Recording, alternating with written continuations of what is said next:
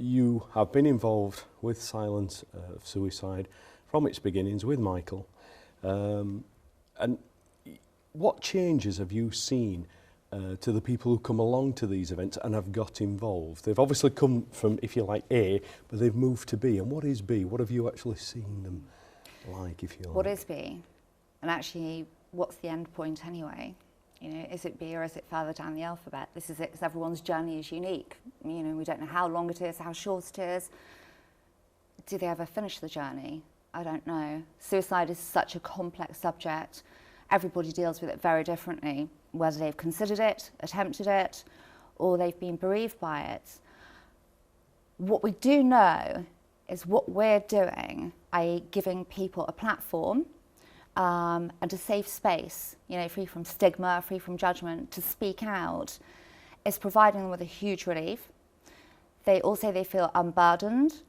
We have many, many people that have never spoken about their experience, whatever it might be, with suicide, for years.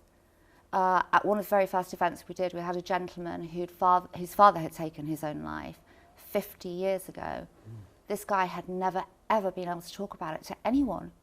And he stood there and he cried, because the relief was palpable. You could see it, you could feel it. And people come up to us afterwards and they just say thank you. They're so pleased that they have somewhere that they can speak. They're not going to be judged. You know, everybody in the room is basically there for the same reason, because they've been touched by suicide.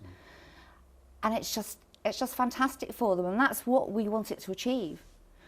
And I mean, for Michael, for example, it's part of the grieving process.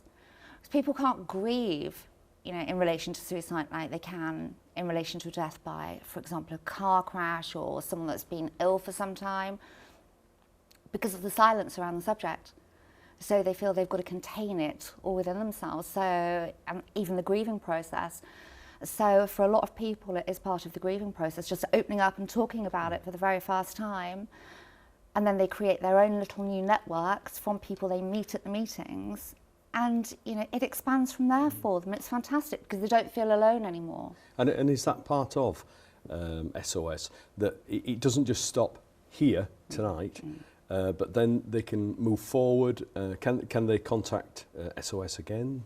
Is that possible? Yeah, I mean, obviously at the moment we're we're self-funded, so we have no official funding. So we rely on the goodwill of donations and fundraisers, and we've been very lucky up to now. At the moment, we can't provide any follow-on support apart from another SOS meeting when we're able to do it.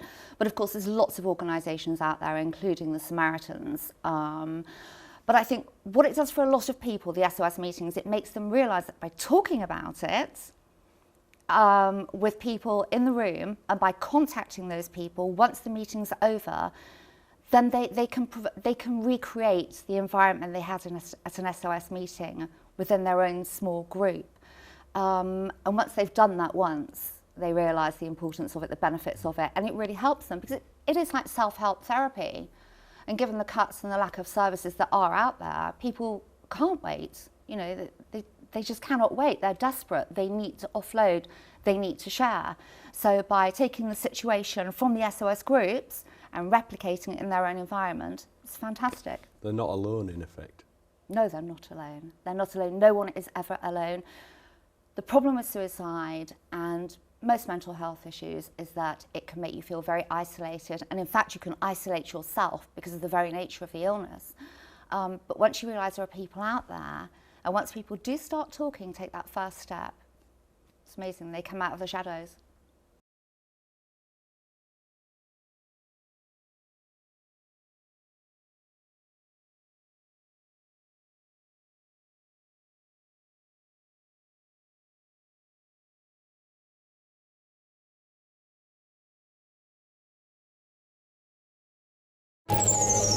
The University of Huddersfield, inspiring tomorrow's professionals.